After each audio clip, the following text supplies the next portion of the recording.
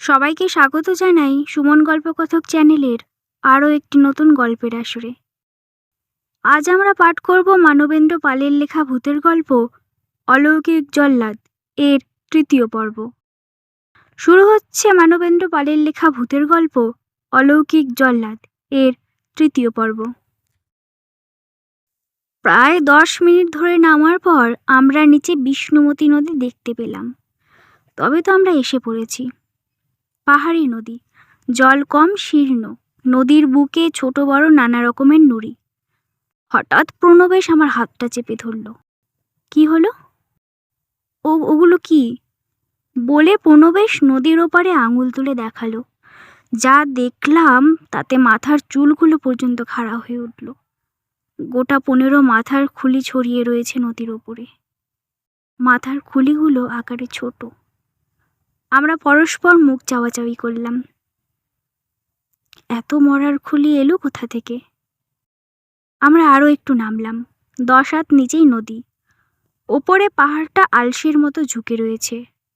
মনে হচ্ছে যেন মস্ত একটা গুহার মুখ। ওই যে কয়েকজন লোক, কি ভয়ঙ্কর সব চেহারা, কিন্তু কারো মুখে কথা নেই, অথচ ব্যস্ত। সবার গলায় ছোট ছোট পাতার মালা। হঠাৎ দেখি দুজন লোক একটা ছেলেকে ধরে নদীর দিকে আসছে। হৃষ্টপুষ্ট ছেলেটি, ফর্সা রং, সুন্দর দেখতে। বয়স ওই বছর 10। খালি গা, শীতে কাঁপছে ছেলেটা। গলায় লাল ফুলের মালা। ছেলেটির মুখ ভয়ে শুকিয়ে গেছে। কি ব্যাপার? প্রণবেশকে ফিসফিস করে জিজ্ঞেস করলাম। স্নান করাতে নিয়ে আসছে। ধরে নিয়ে আসছে কেন? গলায় মালা কেন? প্রণবেশ ম্লান হাসল, বলল, বুঝতে পারছো না? এবার আর বুঝতে বাকি রইল না। ঘণ্টাকর্ণ পুজোয় ছেলেটাকে বলি দেবে। বলি এই প্রথম নয়, ওই যে ছোট খুলিগুলো দেখলাম ওগুলো হতভাগা ছেলেদের। মুহূর্তেই কর্তব্য স্থির করে ফেললাম। বড় পাথরের আড়ালে আমরা শিকারি কুকুরের মতো নিঃশব্দে এগিয়ে চললাম। দুজনের হাতে মুঠোয় শক্ত করে ধরা রিভলভার। ওরা যখন ছেলেটাকে স্নান করিয়ে ফিরছে, আমরাও তখন সাবধানে হেঁটে হেঁটে নদী পার হলাম। এখনো পর্যন্ত ওরা আমাদের দেখতে পায়নি। আমরা যথেষ্ট তফাৎ রেখে এগোচ্ছি। একটু দূরে গিয়ে ওরা থামল। এটা সেই ঝুলে পড়া পাহাড়ের মুখ। দেখলাম পাহাড়ের গুহায় অন্ধকারে পাথরের মস্ত একটা পিদিম জ্বলছে। ভেতরে বোধহয় ঘণ্টাকর্ণের মূর্তি। মূর্তিটা স্পষ্ট দেখা যাচ্ছে না। সামনে পুজোর আয়োজন। একটা মোটা সোটা লোক পুজো করছে। গায়ে লাল চেলি, গলায় লাল ফুলের মালা। সামনে ওই যে হাড়ি কাঠ। আর ওটা কি? একটা বেটে খাটো মানুষের কঙ্কাল ঝুলছে গুহাটার বাঁ দিকে। বাতাসে কঙ্কালটা দুলছে। এইরকম একটা কঙ্কাল প্রকাশ্যে টাঙিয়ে রাখার কারণ কি বুঝতে পারলাম না। প্রায় 10 মিনিট পর লোকটা পুজোর আসন থেকে উঠল। এবার লোকটাকে স্পষ্ট দেখতে পেলাম। জীবনে কখনো তান্ত্রিক বা কাপালিক দেখিনি, এই প্রথম দেখলাম।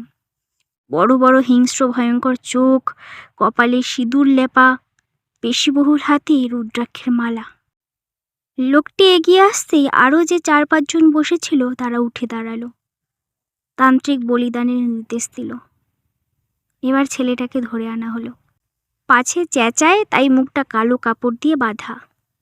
প্রণবেশ অধৈর্য হয়ে চাপা গলায় বলল, আর দেরি নয়, অ্যাকশন। আমি বাধা দিয়ে বললাম, আর একটু দেখি। হ্যাঁ, শোনো, তুমি আটকাবে তান্ত্রিকটাকে, আর আমি সামলাবো ওই 5 জনকে।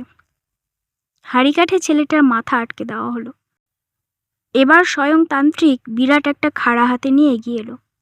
সঙ্গে সঙ্গে পাথরের আড়াল থেকে আমরা দুজনে দুদিকে রিভলভার হাতে ঝাঁপিয়ে পড়লাম। প্রণবেশ একেবারে তান্ত্রিকটার মুখোমুখি। আমি একা বাকি 5 জনের সামনে রিভলভার ঘোরাতে লাগলাম। এই অকস্মাৎ আক্রমণে ওরা প্রথমে ভ্যাবাচেকা খেয়ে গিয়েছিল। তারপরেই ওরা আমার দিকে তেড়ে এলো। আমি একটা ব্ল্যাঙ্ক ফায়ার করলাম। পাহাড় কাঁপিয়ে গুলির শব্দটা ধ্বনিত প্রতিধ্বনিত হয়ে মিলিয়ে গেল। ওরা ভয়ে পিছিয়ে গেল। তারপরে প্রায় 5 মিনিট ওরা আর এগোচ্ছে না। মাথার ওপর গাছের ডালে একটা মস্ত কাক ক্যাক ক্যাক করে ডেকে উঠল। কাক যে এত বড় হয় তা জানা ছিল না।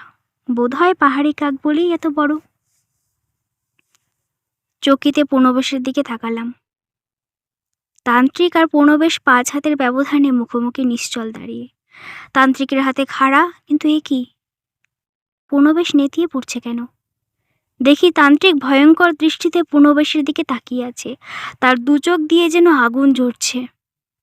বুঝলাম তান্ত্রিক হিপনোটাইজ করেছে। আর প্রণবেশের হাত থেকে রিভলভার খসে পড়ছে। তখনই আমি বাঁ হাতের রিভলভারটা অন্যদিকে তাক করে প্রণবেশকে ঠেলা মেরে সরিয়ে দিলাম। ওর হাত থেকে রিভলভারটা কেড়ে নিলাম। এখন আমি একা, শুধু 2 হাতে 2টো রিভলভার। প্রণবেশ হাঁটুর মধ্যে মাথা গুজে মাটিতে বসে পড়েছে। তান্ত্রিক সেই একইভাবে আমার দিকে তাকালো, কিন্তু প্রণবেশের চেয়ে আমার মনের জোর বোধহয় বেশি। আমি ওর চোখের দিকে না তাকিয়ে হুঙ্কার দিয়ে বললাম, পিছু হটো। ওরা শুনল না। কাপালিকও ছুটে এলো আমার দিকে। আমি দ্রুত 10 পা পিছিয়ে গেলাম। কাকটা আবার বিকট শব্দে ডেকে আমাদের মাথার ওপর উঠতে লাগলো।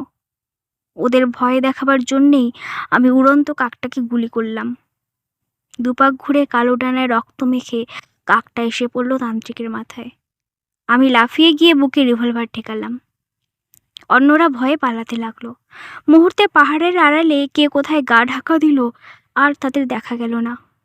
প্রণবেশও ততক্ষণে সামলে উঠেছে। তখন উদ্যত রিভলভারের সামনে তান্ত্রিক আর ছেলেটাকে নিয়ে আমরা উপরে উঠে এলাম। রিভলভারের সামনে তান্ত্রিক বাবাজি আর মেজাজ দেখালো না। তান্ত্রিকের এই অবস্থা দেখে আমাদের এই ড্রাইভার ভয়ে বিস্ময়ে কিছুক্ষণ স্তব্ধ হয়ে রইল। তারপর হঠাৎ পায়ের ওপর হুমড়ি খেয়ে পড়ল। বোধহয় বোঝাতে চাইল তার দোষ নেই, সে নিরুপায়। তার ওপর যেন তার ক্রোধ না পড়ে। ড্রাইভারকে বললাম, সোজা থানায় চলো।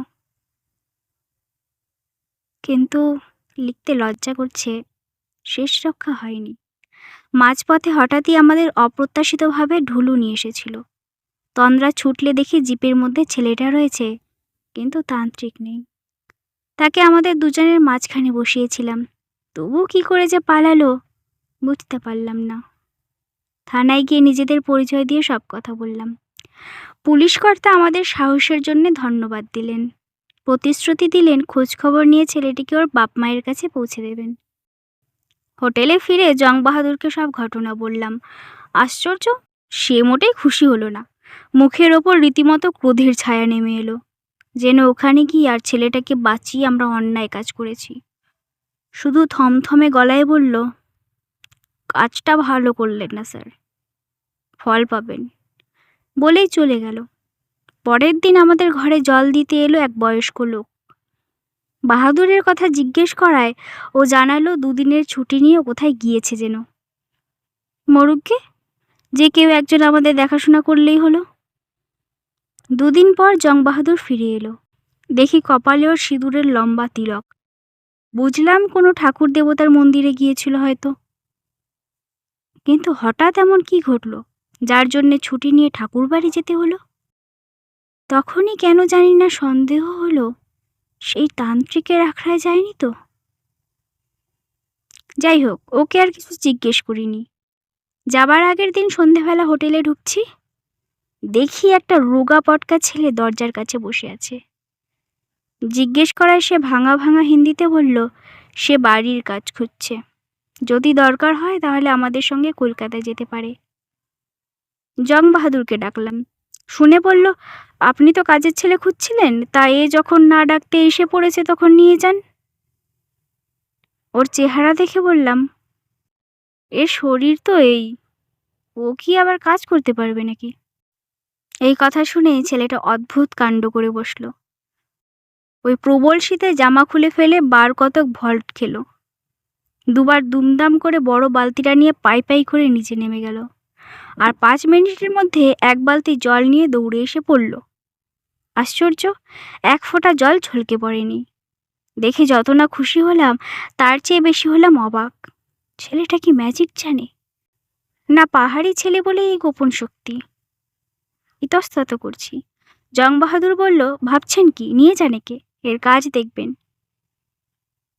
ওকে নিয়ে যখন গাড়িতে উঠছি, দেখি বাহাদুর দূরে দাঁড়িয়ে হাসছে। সে হাসিটা যেন কিরকম, ঠিক বিদায়ের হাসি নয়। এখানেই শেষ হচ্ছে মানবেন্দ্র পালের লেখা ভূতের গল্প অলৌকিক জল্লাদ। ভিডিওটি ভালো লেগে থাকলে একটি লাইক, কমেন্ট এবং চ্যানেলটিকে সাবস্ক্রাইব করে দেবেন। সবাই ভালো থাকবেন, সুস্থ থাকবেন। ধন্যবাদ।